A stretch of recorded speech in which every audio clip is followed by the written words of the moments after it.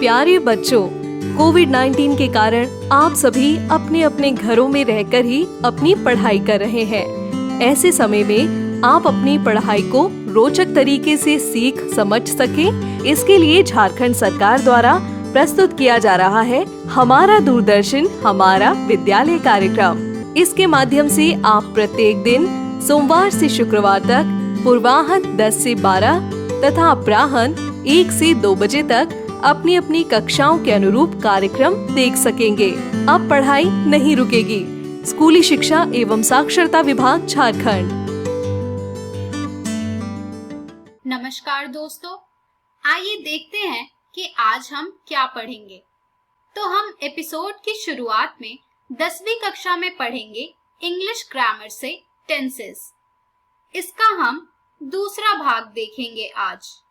साथ ही हम फिर पढ़ेंगे हिंदी का अध्याय नागार्जुन। इस अध्याय का हम तीसरा भाग तथा अभ्यास कार्य को देखेंगे।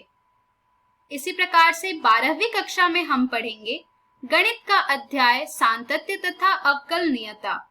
हम इस अध्याय का प्रैक्टिस क्वेश्चन देखेंगे आज। साथ ही 12वीं कक्षा में हम पढ़ेंगे फिजिक्स का अध्याय तरंग प्रकाशिकी। इस अध्याय का हम चौथा तथा 5वां भाग देखेंगे आज और फिर उन पर आधारित कुछ रोचक प्रश्नों को भी जानेंगे। तो चलिए शुरू करते हैं हम अपना प्रोग्राम डिजी साथ। अब पढ़ाई नहीं रुकेगी। Hello everyone, welcome to English smart class. दोस्तों, आज हम इस वीडियो में बात करेंगे टेंसेस की और ये वीडियो इस टॉपिक का पार्ट 2 है। चलिए देखते हैं कि आज इस वीडियो में हमें क्या सीखने को मिलेगा। आज इस वीडियो में हम लोग जिन जिन टॉपिक्स के बारे में बात करेंगे वो है simple past tense, simple future tense और उसके बाद कॉन्टिन्यूअस टेंस। तो आज आपको इस वीडियो में ये सारे टेंसेस समझने को मिलेंगे। तो चलिए शुरू करते हैं। Simple past tense. अब दोस्तों, जैसे कि सिंपल प्रेजेंट टेंस की तरह ही सिंपल पास्ट टेंस में भी हम ये मेंशन नहीं करते कि एग्जैक्टली किस टाइम पर वो चीज हुई या किस दिन पर, इवन हमें किस ईयर में हुई, इससे भी कोई फर्क नहीं पड़ता। बस वो काम पास्ट में कभी भी होना चाहिए, चाहे वो 1 आवर पहले हुआ हो, इन द मॉर्निंग हुआ हो, इवन 2 डेज पहले हुआ हो या फिर 5 इयर्स पहले हुआ हो।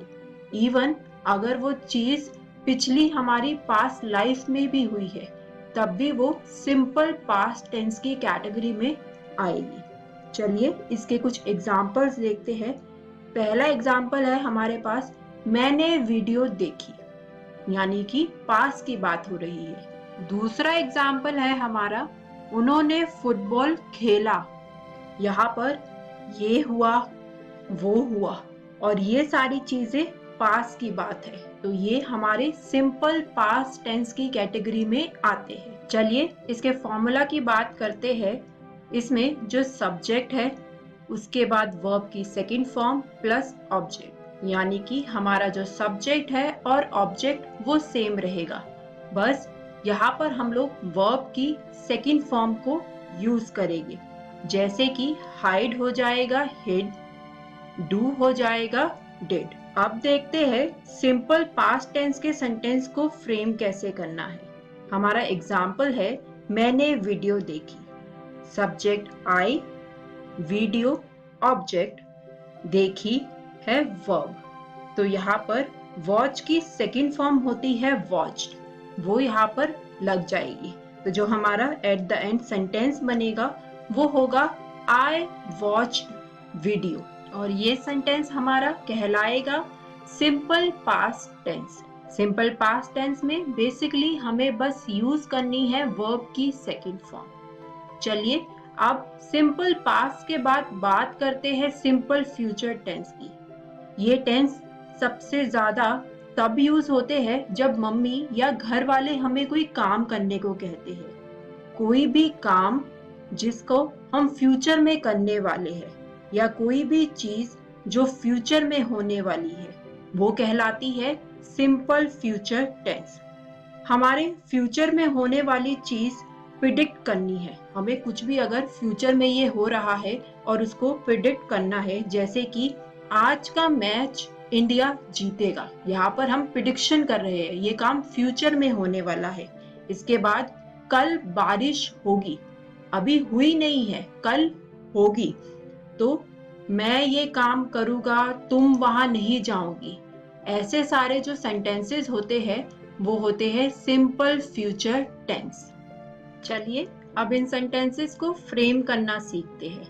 इसमें सब्जेक्ट और ऑब्जेक्ट के बीच में आएगा वर्ब की फर्स्ट फॉर्म। ये हमारा सेंटेंस नॉर्मल रहेगा, लेकिन वर्ब को हेल्प करने के लिए उससे पहले आ जाएगा हेल्पिंग वर्ब, और वो होगा विल या फिर शैल। चलिए इसका एग्जाम्पल देखते हैं। हमारा पहला एग्जाम्पल है रोहन वजन घटाएगा।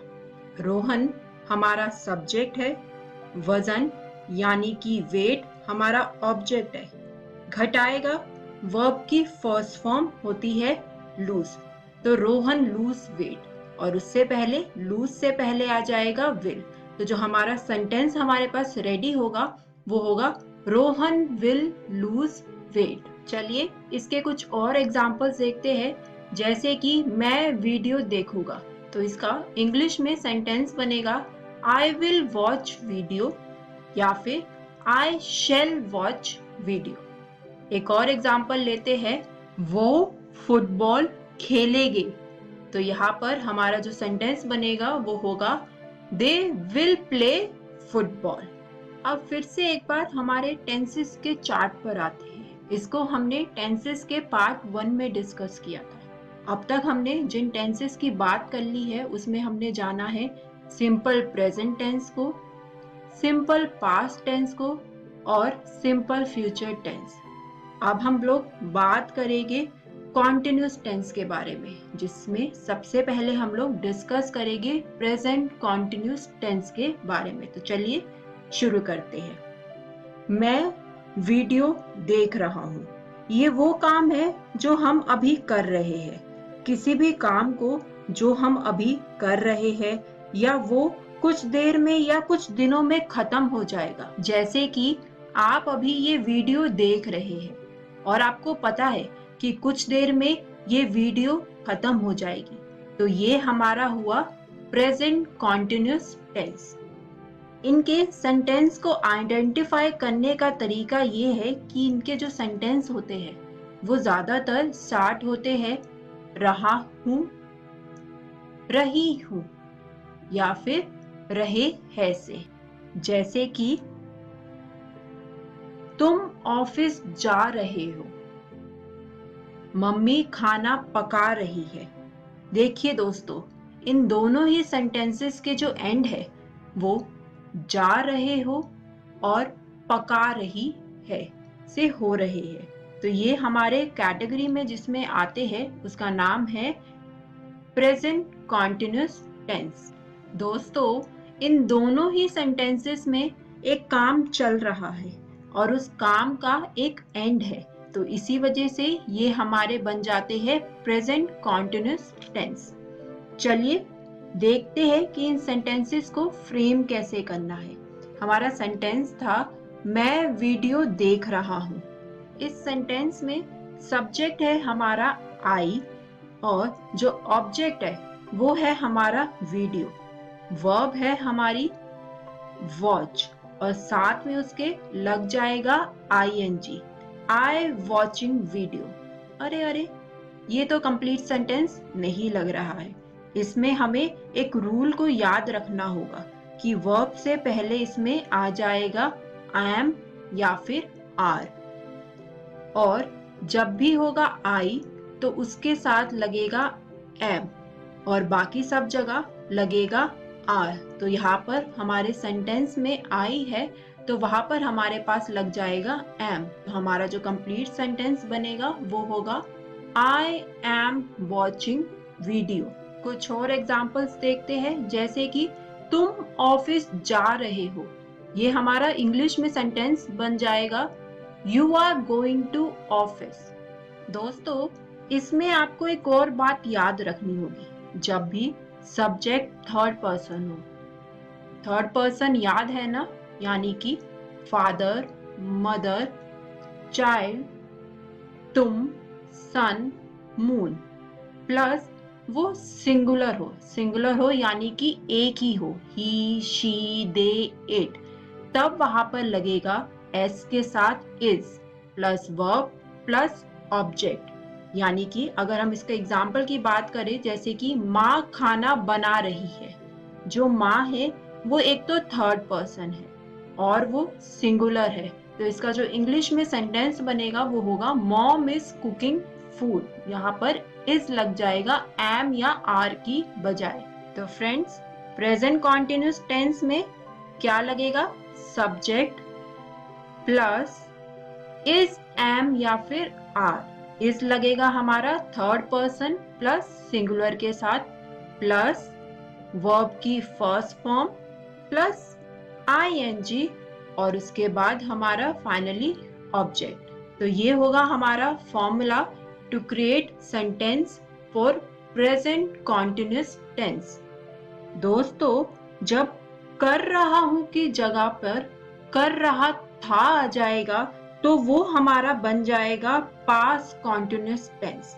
एग्जाम्पल देखते हैं, जैसे कि बच्चे शोर मचा रहे थे, मैं वीडियो देख रहा था, ये सब बातें पास की हो रही है। तो इसमें जो हमारा सब्जेक्ट है और ऑब्जेक्ट है उसके साथ लग जाएगा was या फिर were, और क्योंकि ये कॉन्टिन्यूस सेंटेंस है इसलिए वर्ब की फर्स्ट फॉर्म प्लस आईएनजी चिपक जाएगी, और इसमें जो आई है उसके साथ लगेगा was, और जब वो थर्ड पर्सन या फिर सिंगुलर होगा तब भी वहां पर लगेगा was, और बाकी सब जगह पर हमारा लग जाएगा were। माँ खाना बना रही थी, तो इसका इंग्लिश में हमारे पास सेंटेंस होगा मॉम वॉज कुकिंग फूड। अब दोस्तों, हमने देखा कि अगर बात हो रही है हो रहा था तो वो हो जाता है पास, लेकिन अगर वही उसकी जगह आ जाए हो रहा होगा तो वो हो जाएगा फ्यूचर। बारिश हो रही होगी, वह घर जा रही होगी। ये सेंटेंसेस है हमारे example of future continuous tense. देखते हैं इन सेंटेंसेस को फ्रेम कैसे करना है। इसमें सब्जेक्ट और ऑब्जेक्ट सेम रहेगा, उसके साथ विल बी या शैल बी लग जाएगा, और क्योंकि ये हमारा कॉन्टिन्यूस है इसलिए वर्ब की फर्स्ट फॉर्म प्लस आईएनजी। चलिए दोस्तों, अब इसका एक एग्जाम्पल देखते हैं, जैसे कि वह घर जा रही होगी, तो इसका इंग्लिश में हमारे पास सेंटेंस बनेगा she will be going home. यानी कि यहाँ पर हमने विल बी या फिर शैल बी का यूज किया है। तो इसी के साथ दोस्तों, अब हमने बात कर ली है कॉन्टिन्यूस के 3 फॉर्म्स की, जिसमें हमने सबसे पहले प्रेजेंट कॉन्टिन्यूस टेंस की बात करी और जाना कि इसमें लगता है इज, एम या फिर आर विद वर्ब की फर्स्ट फॉर्म प्लस आईएनजी।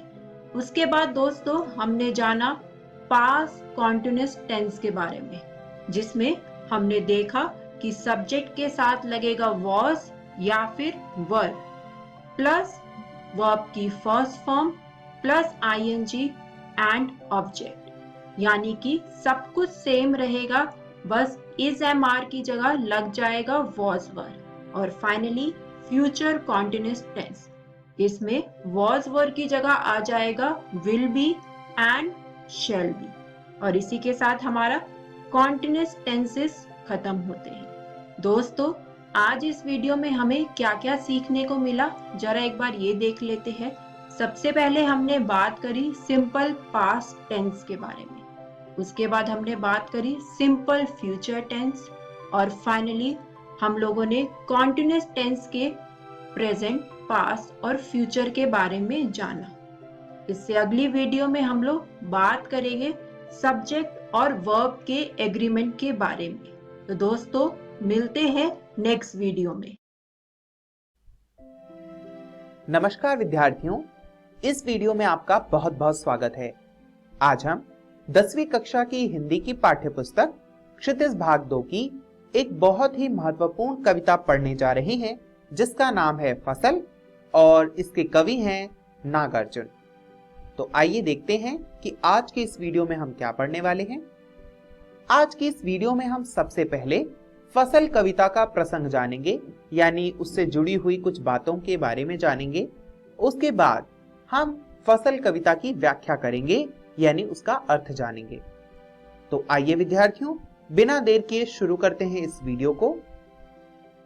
फसल एक ऐसी महत्वपूर्ण वस्तु है जो कि किसी किसान के लिए बहुत ही महत्व रखती है।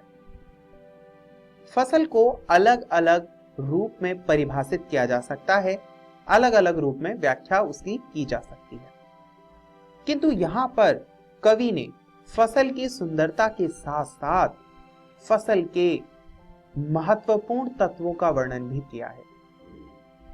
फसल के आवश्यक तत्वों का वर्णन करते हुए कवि ने जहां एक ओर साहित्यिक शैली को ध्यान में रखा है, वहीं दूसरी ओर वैज्ञानिकता का भी ध्यान रखा है।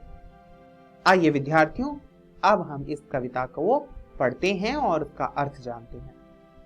अर्थ जानने से पहले कुछ कठिन शब्दों के अर्थ जान लेते हैं। जैसे कोटि, कोटि का अर्थ होता है करोड़। गरिमा, गरिमा का अर्थ होता है महिमा या महत्ता। गुणधर्म, गुणधर्म का अर्थ होता है विशेषता। आइए विद्यार्थियों, अब हम इस कविता का अर्थ जानते हैं। कविता है एक के नहीं, दो के नहीं, ढेर सारी नदियों के पानी का जादू। एक के नहीं, दो के नहीं, लाख लाख कोटि कोटि हाथों के स्पर्श की गरिमा। एक के नहीं, दो के नहीं, हजार हजार खेतों की मिट्टी का गुणधर्म। विद्यार्थियों, यहाँ पर कवि पहली 3 पंक्तियों में कह रहा है कि फसल जो है वह एक या 2 नदियों के पानी से नहीं, बल्कि कई सारी नदियों के पानी के जादू से खिलता है। उसमें कई सारी नदियों के पानी की आवश्यकता होती है। सिंचाई की प्रक्रिया आप सभी जानते होंगे, जिसमें पानी का बहुत महत्व होता है और ग्रामीण जीवन में पानी का एकमात्र स्रोत होता है नदी। और यहाँ पर कवि ने नदी का महत्व स्पष्ट किया है। आगे कवि कहता है, एक के नहीं, दो के नहीं, लाख लाख कोटि कोटि हाथों के स्पर्श की गरिमा। यानी जो नदी है वह केवल एक हाथ से या 2 हाथ से नहीं की जा सकती। उसके लिए बहुत से लोगों की आवश्यकता होती है, बहुत से परिश्रम की आवश्यकता होती है। इसीलिए ये फसल जो है वह करोड़ों लाखों हाथ के स्पर्श की गरिमा का फल है। आगे कवि बताता है कि एक के नहीं, दो के नहीं, हजार हजार खेतों मिट्टी का गुणधर्म। यानी जो फसल है वह बिना मिट्टी के उगाया ही नहीं जा सकता, और कोई भी कवि, कोई भी किसान इस बात को स्पष्ट नहीं कर सकता कि यह जो मिट्टी फसल उगाने के लिए उपयुक्त है वह किस क्षेत्र से आई है, कौन से देश से आई है। यह स्पष्ट नहीं किया जा सकता, क्योंकि किसी एक अच्छी फसल के लिए तो कई हजार खेतों की मिट्टियों की आवश्यकता होती है। कवि ने यहाँ पर वैज्ञानिक और साहित्यिक दृष्टिकोण को एक साथ रखा है। विद्यार्थियों, किसी पौधे को उगाने के लिए पानी, मिट्टी और मेहनत की आवश्यकता होती है, जिसका वर्णन कवि ने किया है और आगे भी आप इसका वर्णन पाएंगे। आगे की कविता को समझने से पहले आइए उसके कठिन शब्दों के अर्थ जान लेते हैं। पहला है महिमा। महिमा का अर्थ होता है महत्ता या महत्व। अगला है संदली। संदली का अर्थ होता है खुशबूदार या सुगंधित। और अगला है संकोच। संकोच का अर्थ होता है सिमटा। आइए विद्यार्थियों, अब हम कविता का अर्थ देखते हैं। कवि अब उस प्रश्न पर पहुंच जाता है जिस प्रश्न के लिए उसने कविता लिखी। वह पूछता है, फसल क्या है? और तो कुछ नहीं है वह। कवि कहता है कि फसल कुछ नहीं है। फसल है क्या? नदियों के पानी का जादू, है ना। यानी फसल में सिंचाई के वक्त पानी की आवश्यकता होती है जो कि नदियों से आता है। आगे कवि कहता है कि फसल हाथों के स्पर्श की गरिमा है, यानी उस खेत में काम करने वाले व्यक्ति की मेहनत का परिणाम है, किसान की मेहनत का परिणाम है। और भूरी, काली, संदली मिट्टी का गुणधर्म है, यानी जो मिट्टियों का प्रकार है, मिट्टियों के अलग अलग प्रकार होते हैं, उनकी जो विशेषता है उसका गुणधर्म है, यानी उसकी विशेषता है फसल। आगे कवि कहता है कि रूपांतर है सूरज की किरणों का, यानी जब कोई फसल या पौधा उगाया जाता है तो उसके लिए सूरज की आवश्यकता होती है। तो यहाँ पर कवि ने उसको भी स्वीकार किया है और स्पष्ट किया है। कहता है, सिमटा हुआ संकोच है हवा की थिरकन का। और जो हवा चलती है ना, उसको जब एक जगह इकट्ठा कर लिया जाए तो उससे जो है फसल बन जाएगी। विद्यार्थियों, क्या आपने कभी सोचा है कि यदि हम किसी पानी को पिएं तो उसका स्वाद भिन्न होगा, किंतु उसी पानी से जब हम किसी पौधे को उगाएं और उस पे जब फल लगने लगे और उस फल को खाएं तो उसका स्वाद अलग होगा। इसी प्रकार मिट्टी और फल के स्वाद में अंतर है, पर इन सब को विशेष बनाता है हाथों का स्पर्श, सूर्य की किरण, हवा का संकुचित रूप, पानी का जादू। इन सब से मिलकर ही फसल तैयार होती है और वह फसल इतना महत्व रखती है कि यदि इस पूरी पृथ्वी पर फसल उगाना बंद कर दिया जाए तो मनुष्य भूखों मर जाए। विद्यार्थियों, मुझे आशा है आपको यह कविता बहुत पसंद आई होगी। इसमें कवि ने एक एक करके जब हम फसल को बोते हैं और उस फसल से जब हमें कुछ अनाज मिलता है और उसका महत्व हमारे जीवन में क्या होता है, कवि ने इसे स्पष्ट करने की कोशिश की है। साथ ही कवि ने यह भी बताया है कि यह जो फसल है वह किसी एक तत्व से नहीं बनता, वह वायु, जल, मृदा, व्यक्ति की मेहनत इत्यादि का परिणाम है। विद्यार्थियों, आज के इस पाठ में हमने जाना कि फसल क्या है, साथ ही हमने यह भी जाना कि इस कविता की क्या विशेषता है, फसल में क्या कुछ विशेष होता है। विद्यार्थियों, मुझे आशा है आपको यह कविता पसंद आई होगी। यदि अभी तक आपने इस कविता को नहीं पढ़ा तो घर जाकर जरूर पढ़ लीजिएगा और अगली वीडियो को समझने के लिए आप अगली कविता पढ़कर आएं, जो कि आपकी हिंदी की पाठ्य पुस्तक क्षितिज भाग 2 की पृष्ठ संख्या 40 से 41 पर है। इस वीडियो को देखने के लिए बहुत बहुत धन्यवाद।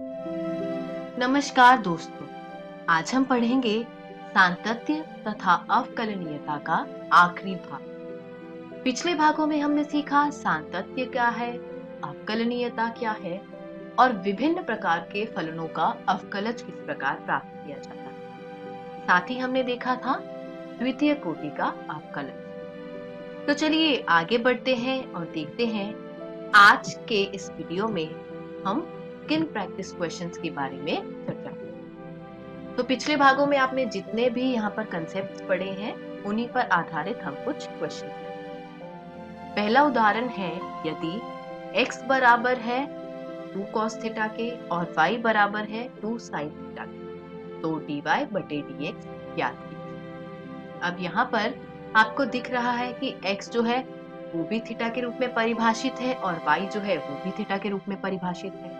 यानी ये जो बात हो रही है वो बात हो रही है dy बटे dx निकालने की, जिसमें x और y जो है वो किसी तीसरे पैरामीटर थीटा के रूप में परिभाषित है। तो अब हम हल देखेंगे इसका। x बराबर है 2 cos थीटा, y बराबर है 2 sin थीटा। इसलिए जब हम इसका अवकलज ज्ञात करेंगे तो dx बटे d थीटा आता है -2 sin थीटा। क्यों? क्योंकि cos थीटा का अवकलज होता है -3 और dy बाई डी थीटा होता है 2 cos थीटा। क्यों? क्योंकि sin थीटा का अवकलज होता है cos थीटा। तो आपको dx बटे डी थीटा मिल गया और dy बटे डी थीटा भी मिल गया। तो अब हमें निकालना है dy बटे डी। तो वो क्या होगा, dy बटे डी थीटा और भाग दे दीजिए उसको dx बटे डी थीटा। तो आपको मिलेगा 2 cos theta divided by -2 sin theta.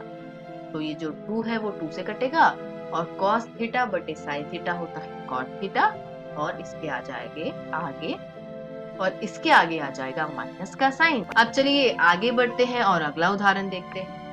यदि y बराबर है 2 sin x plus 3 cos x के, तो सिद्ध कीजिए कि d स्क्वायर y बटे dx स्क्वायर प्लस y बराबर है 0। अब यहाँ पे जो d स्क्वायर y बटे dx स्क्वायर दिया है प्रश्न में, इससे आपको पता चल रहा होगा कि हमें द्वितीय कोटि का अवकलज ज्ञात करना पड़ेगा। द्वितीय कोटि का अवकलज हम कब ज्ञात कर सकते हैं? जब प्रथम कोटि का अवकलज प्राप्त किया जा सके और जो भी आपको परिणाम प्राप्त हो उसका दोबारा अवकलन हो सके। तो सबसे पहले हम क्या करेंगे, प्रथम कोटि का अवकलज ज्ञात करेंगे। dy बटे dx यानी y का अवकलन कर रहे हैं x के सापेक्ष। तो ये हो गया 2 cos x minus 3 sin x। क्यों? क्योंकि sin x को जब आप अवकलज करेंगे तो आपको cos x मिलेगा और cos x का अवकलज होता है -sin। अब ये जो प्रथम कोटि का अवकलज हमें प्राप्त हुआ है 2 cos x minus 3 sin x, इसका दोबारा से अवकलन संभव है x के सापेक्ष। तो अब हम क्या करेंगे, द्वितीय कोटि का अवकलज निकालेंगे। d स्क्वायर y बटे dx स्क्वायर बराबर है d बटा dx 2 cos x minus 3 sin। जब आपने इसको हल किया तो आपको मिल गया -2 sin x minus 3 cos x। cos x का अवकलज होता है -sin x और sin x का अवकलज होता है cos। अब ये बराबर हुआ -y के। ये कैसे, आइए देखते हैं। ये जो आपको d स्क्वायर y बटे dx स्क्वायर मिला -2 sin x minus 3 cos x, इन दोनों में से ही अगर आप माइनस बाहर कॉमन ले लेते हैं तो आपको मिलता है sin x 3 cos x और ये तो हमारा गिवन फंक्शन था यानी -y। तो d स्क्वायर y बटे dx स्क्वायर बराबर हुआ -y के। अब अगर आप -y को वाम पक्ष में ले जाएं तो आपको मिलेगा d स्क्वायर y बटे dx स्क्वायर प्लस y बराबर 0, जैसा कि आपको प्रश्न में सत्यापित करने के लिए कहा गया था। चलिए आगे बढ़ते हैं और एक और उदाहरण देखते हैं। ये उदाहरण है रोले के प्रमेय पर आधारित और इस दिए हुए फलन y बराबर x स्क्वायर प्लस 4 के लिए हमें रोले के प्रमेय को सत्यापित करना है जब a का मान है -2 और b का मान 2 है। तो सबसे पहले आप इसका हल करते हुए फलन लिख लीजिए x स्क्वायर जमा 4। तो रोले के प्रमेय में सबसे पहली दो चीजें क्या होती थी कि वह संवृत अंतराल -2, 2 में संतत होना चाहिए और विवृत अंतराल -2, 2 में अवकलनीय। जो कि है यहाँ पर सिद्ध हो रहा है। इसके बाद स्थिति आती थी फलन का मान मूल बिंदु जो है -2 पे वो निकालेंगे हम, तो मिल जाएगा हमें -2 का वर्ग जमा 4 हो गया 8। क्यों? -2 का वर्ग हुआ 4, 4 और 4 8। अब आप क्या करेंगे, ये निकालेंगे f ऑफ 2 यानी f का मान b पर, तो वो भी हुआ 2 का वर्ग जमा 4 8।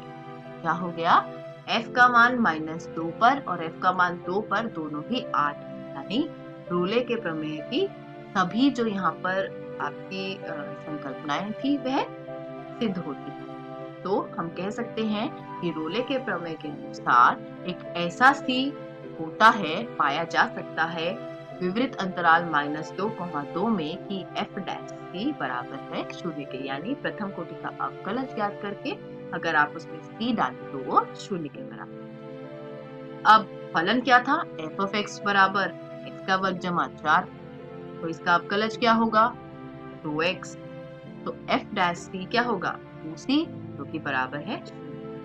अब अगर 2c 0 के बराबर है तो c जो है वो 0 के बराबर हुआ, और 0 जो है वो विवृत अंतराल -2 और 2 में पाया जाए, यानी दिए हुए फलन fx बराबर x² जमा 4 के लिए ये रोले का प्रमेय सत्यापित होता है। इसी के साथ आज का हमारा ये वीडियो यहीं समाप्त होता है। आज हमने किए कुछ प्रैक्टिस क्वेश्चन सातत्य तथा अवकलनीयता पे आधारित। यहाँ आपका पाठ 5 पूरी तरीके से पूरा होता है।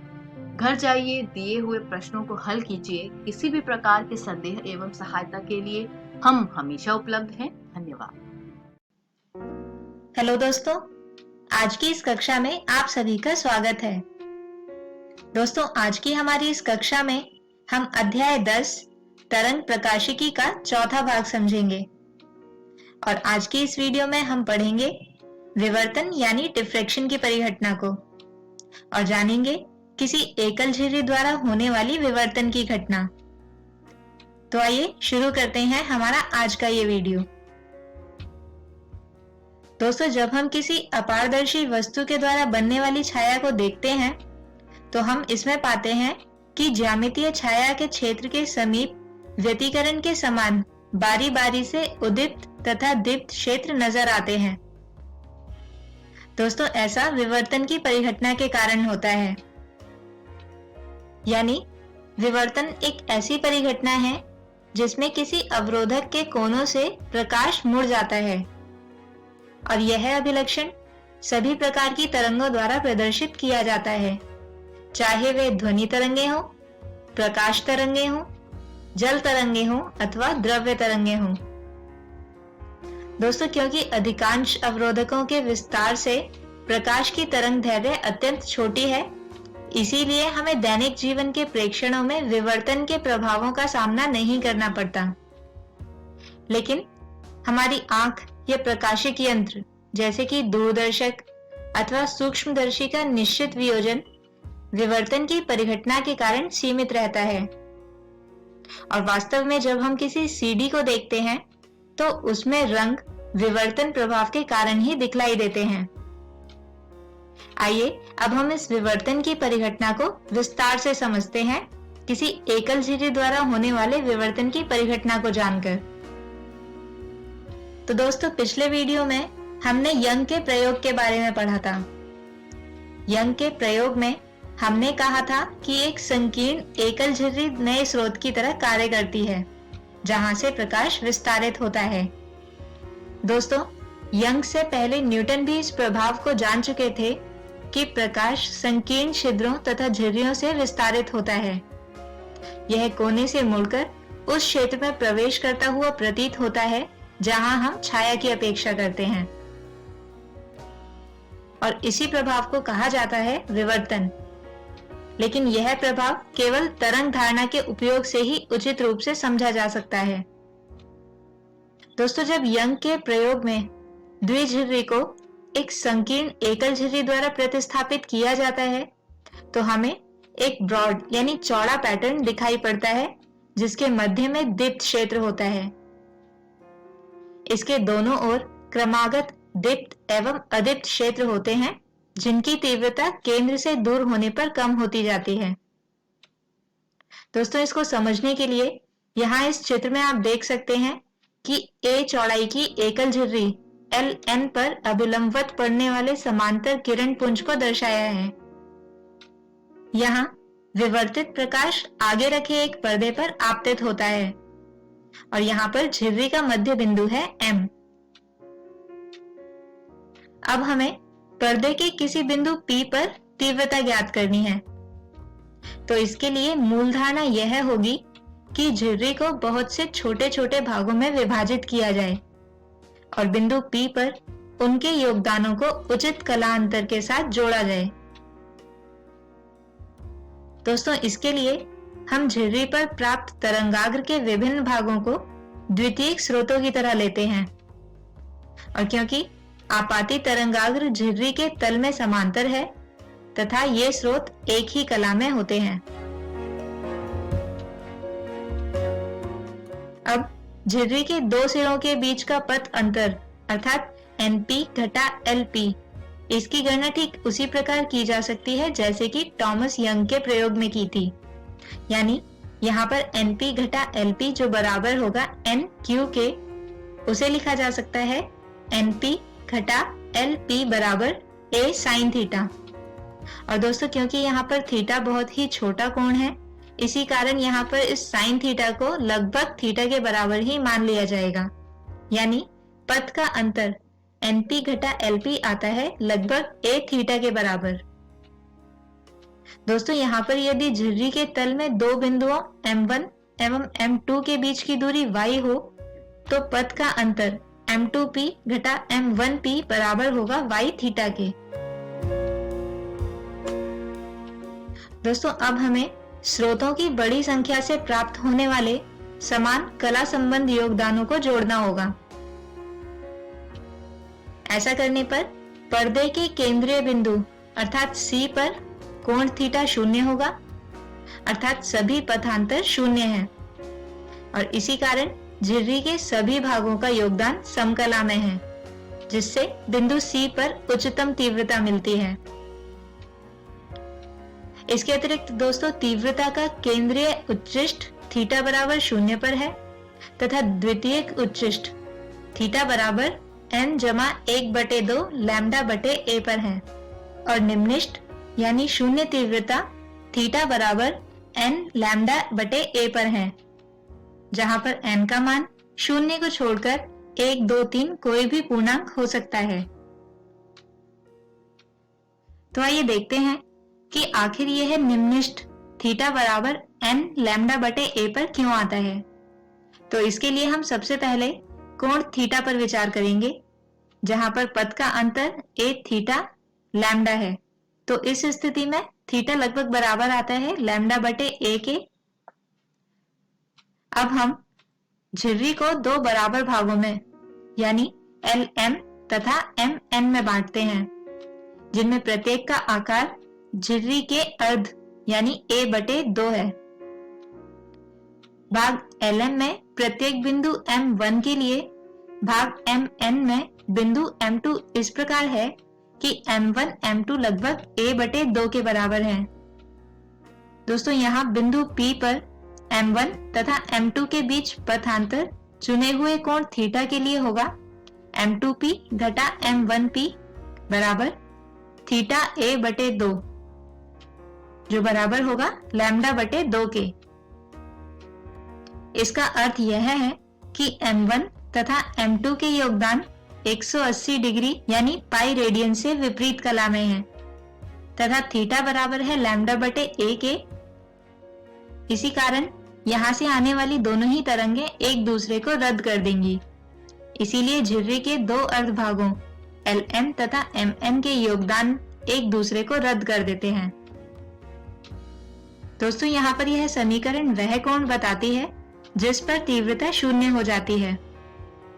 इसी प्रकार यह दर्शाया जा सकता है कि थीटा बराबर n लैम्डा बटे a के लिए तीव्रता 0 होगी, जहां n 0 को छोड़कर एक पूर्णांक है। दोस्तों, अब हम एक कोण थीटा बराबर 3 लैम्डा बटे 2a पर विचार करें, जो दो अदीप्त फ्रिंजों के मध्य में है। तो यहाँ पर हम झिर्री को 3 भागों में बांट सकते हैं। यदि हम प्रथम 2/3 झिर्री को लें तो 2 सिरों के बीच पथ का अंतर होगा 2/3 a गुणा थीटा, जो बराबर होगा 2a/3 गुणा 3 लैम्डा बटे 2a के, अर्थात यहाँ से पथ का अंतर आता है लैम्डा। अर्थात प्रथम 2/3 झिर्री को 2 अर्ध भागों में विभाजित किया जा सकता है, जिनका पथ का अंतर होगा लैम्डा बटे 2, और ये दोनों ही अर्ध भाग एक दूसरे के प्रभाव को निरस्त कर देंगे। अतः केवल शेष 1/3 भाग ही 2 निम्निष्ठों के मध्य किसी बिंदु पर तीव्रता को योगदान देता है। आइए दोस्तों, अब उच्छिष्ट की स्थिति को देखते हैं। तो दोस्तों, जैसा कि हमने कहा कि उच्छिष्ट की स्थिति हमें प्राप्त होती है n जमा 1/2 लैम्डा बटे a पर, जहां पर n का मान 2, 3, 4 तथा अन्य पूर्णांक हैं, और इन उच्छिष्टों की तीव्रता n के बढ़ने के साथ क्षीण होती जाती है, क्योंकि n के बढ़ने के साथ साथ झिर्री का केवल 5वां, 7वां तथा आदि भाग ही इन उच्छिष्टों की स्थितियों में तीव्रता का योगदान करते हैं। आइए दोस्तों, अब हम व्यतिकरण पैटर्न तथा संबंधतया प्रदीप्त एकल झिर्री के पैटर्न, जिसे सामान्यतः एकल झिर्री विवर्तन पैटर्न कहते हैं, इनकी समानता तथा विषमता को जानते हैं। तो दोस्तों, जैसा कि हम जानते हैं कि व्यतिकरण पैटर्न में समान अंतराल पर दीप्त तथा अदीप्त बैंड होते हैं, जबकि विवर्तन पैटर्न में एक केंद्रीय दीप्त उच्छिष्ट होता है जो दूसरे उच्छिष्टों से 2 गुना चौड़ा होता है, और केंद्र के दोनों ओर दूर अनुक्रमिक उच्छिष्टों पर तीव्रता कम होती जाती है। इसके अतिरिक्त व्यतिकरण पैटर्न का परिकलन 2 संकीर्ण झिर्रियों से उद्गमित 2 तरंगों के अध्यारोपण द्वारा किया जाता है, जबकि विवर्तन पैटर्न एकल झिर्री के प्रत्येक बिंदु से उद्गमित सतत तरंग परिवार के अध्यारोपण से प्राप्त होता है। तो दोस्तों, व्यतिकरण और विवर्तन के पैटर्न से हमें यह ज्ञात होता है कि व्यतिकरण तथा विवर्तन परिघटनाओं में प्रकाश ऊर्जा का पुनर्वितरण होता है। यदि यह अदीप्त फ्रिंज उत्पन्न करते समय एक क्षेत्र में घटती है, तो वहीं दीप्त फ्रिंज उत्पन्न करते समय दूसरे क्षेत्र में बढ़ती है, यानी ऊर्जा में कोई लाभ अथवा हानि नहीं होती। अर्थात यह दोनों ही परिघटनाएं ऊर्जा संरक्षण नियम के सिद्धांत के अनुकूल होती हैं। तो दोस्तों, इसी विषय के साथ हम खत्म करते हैं हमारा आज का ये वीडियो। आज के हमारे इस वीडियो में हमने समझा विवर्तन की परिघटना को, और समझा एकल झिर्री द्वारा होने वाली विवर्तन की परिघटना को। अगले वीडियो में हम समझेंगे प्रकाशिक यंत्रों की विभेदन क्षमता को। तब तक के लिए गुड बाय।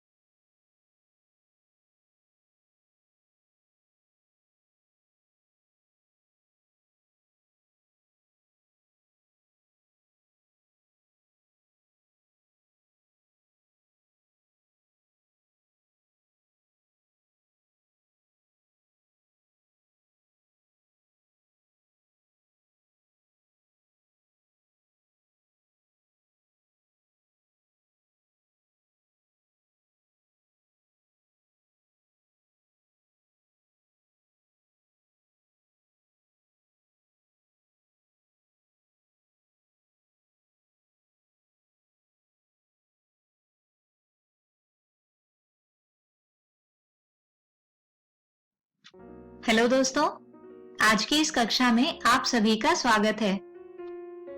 दोस्तों, आज की हमारी इस कक्षा में हम अध्याय 10 तरंग प्रकाशिकी का 5वां भाग समझेंगे, और आज के हमारे इस वीडियो में हम समझेंगे प्रकाशिक यंत्रों की विभेदन क्षमता को, यानी resolving power of optical instruments. तो आइए आज की वीडियो को शुरू करते हैं। दोस्तों, विभेदन का अर्थ होता है कि हम कितनी भली प्रकार दो भिन्न बिंबों या प्रतिबिंबों को देख पाते हैं। दोस्तों, अपनी आंख की विभेदन क्षमता के बारे में हम कक्षा 10 में पढ़ चुके हैं। यहाँ हम अन्य प्रकाशिक यंत्रों की विभेदन क्षमता के बारे में जानेंगे। दोस्तों, अपने पिछले अध्याय में हमने दूरदर्शकों के बारे में जाना था। दूरदर्शी का कोणीय विभेदन इसके अभिदृश्यक से निर्धारित होता है। अभिदृश्यक द्वारा बनाए गए प्रतिबिंब में जो तारे विभेदित नहीं हो पाते, वे नेत्रिका द्वारा उत्पन्न आवर्धन द्वारा भी विभेदित नहीं हो सकते, क्योंकि नेत्रिका का प्रारंभिक उद्देश्य अभिदर्शक द्वारा उत्पन्न प्रतिबिंब को और अधिक आवर्धित करना होता है। दोस्तों, इसके अतिरिक्त विवर्तन की परिघटना के कारण दूरदर्शी में किरण पुंज एक बिंदु पर फोकसित होने के बजाय एक परिमित क्षेत्रफल में फोकसित होता है, और इसी विवर्तन के प्रभावों के कारण फोकस समतल पर बनने वाले पैटर्न में एक केंद्रीय दीप्त क्षेत्र होता है, जो चारों ओर से अदीप्त तथा दीप्त सकेंद्रीय वलयों से घिरा होता है। दोस्तों, विस्तृत विश्लेषण से ज्ञात होता है कि केंद्रीय दीप्त क्षेत्र की त्रिज्या लगभग r0 के बराबर होती है, जिसका मान लगभग बराबर होता है 1.22 लैम्डा f बटे 2a के, यानी 0.61 लैम्डा f बटे a के, जहां पर f लेंस की फोकस दूरी तथा 2a वृत्ताकार द्वारक के व्यास अथवा लेंस के व्यास में जो भी कम हो वही होती है।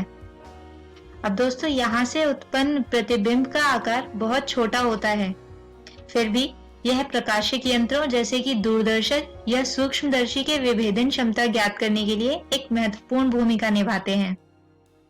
दो तारों को मात्र विभेदित करने के लिए हमें लगभग f डेल्टा थीटा यानी r0, जो बराबर था 0.61 लैम्डा f बटे a के, यह ज्ञात करना होता है।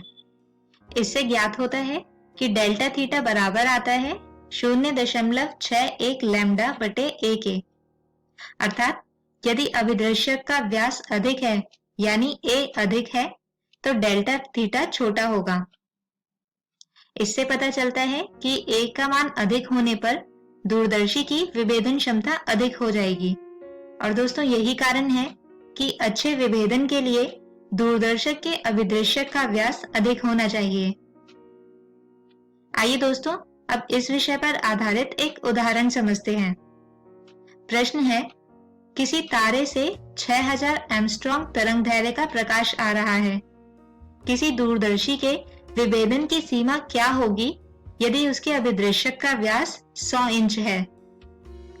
तो दोस्तों, इसे हल करने के लिए हम सबसे पहले लिख लेते हैं वह राशियां जिनका मान हमें इस प्रश्न में दिया गया है, यानी कि अभिदृश्यक का व्यास जो लगभग बराबर है 100 इंच के, अर्थात 2a बराबर है 100 इंच के, यानी कि 254 सेंटीमीटर के।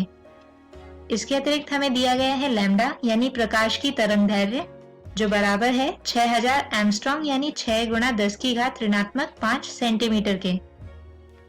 तब दूरदर्शी की विभेदन सीमा अर्थात डेल्टा थीटा बराबर होगी 0.61 गुणा लैम्डा यानी 6 गुणा 10 की घात ऋणात्मक 5 बटे a यानी 127 सेंटीमीटर, जिसका मान लगभग आता है 2.9 गुणा 10 की घात ऋणात्मक 7 रेडियन के। दोस्तों, इसके अतिरिक्त विभेदन तथा आवर्धन के बीच भ्रांति होने की संभावना काफी अधिक होती है, और ठीक इसी प्रकार इन प्राचलों यानी पैरामीटर्स के व्यवहार में दूरदर्शी तथा सूक्ष्मदर्शी की भूमिका के बीच भी भ्रांति की संभावना हो जाती है। जैसा कि हम जानते हैं कि एक दूरदर्शी दूर के बिंबों का प्रतिबिंब हमारी आंख के निकट बनाता है, इसलिए जिन बिंबों का विभेदन बहुत अधिक दूरी पर नहीं किया जा सकता, उन्हें दूरदर्शी द्वारा देखकर विभेदित किया जा सकता है। वहीं दूसरी ओर एक सूक्ष्मदर्शी बिंबों को आवर्धित करता है, और ऐसे बिंब प्राय हमारे बहुत समीप रखे होते हैं। यह सूक्ष्मदर्शी बिंबों को आवर्धित करके उनका एक बड़ा प्रतिबिंब बनाता है, जिससे हम एक छोटी सी वस्तु को भी आवर्धित रूप में देख सकते हैं। दोस्तों, जब हम किन्हीं दो तारों अथवा किसी दूरस्थ ग्रह के दो उपग्रहों को देखते हैं या फिर हम किसी जीवित कोशिका के विभिन्न भागों को देखते हैं, तो हमें यह याद रखना चाहिए कि एक दूरदर्शी विभेदन करती है जबकि एक सूक्ष्मदर्शी आवर्धन करती है। दोस्तों, इसी विषय के साथ हम खत्म करते हैं हमारा आज का ये वीडियो। और आज के हमारे इस वीडियो में हमने जाना प्रकाशिक यंत्र जैसे कि दूरदर्शी की विभेदन क्षमता को। अगले वीडियो में हम जानेंगे प्रकाश की एक और परिघटना ध्रुवण के बारे में। तब तक के लिए गुड बाय।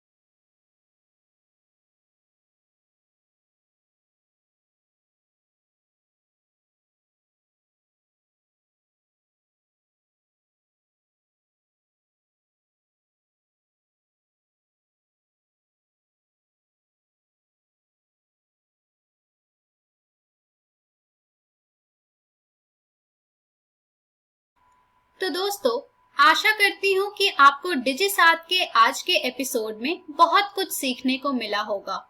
आइए देखते हैं कि आज हमने क्या पढ़ा।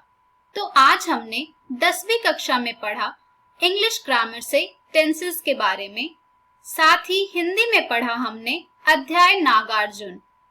इसी प्रकार से 12वीं कक्षा में हमने पढ़ा गणित का अध्याय सांतत्य तथा अवकलनीयता।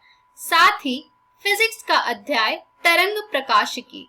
jcertrg@gmail.com तथा टोल फ्री नंबर 1800 5728585 पर संपर्क कर सकते हैं।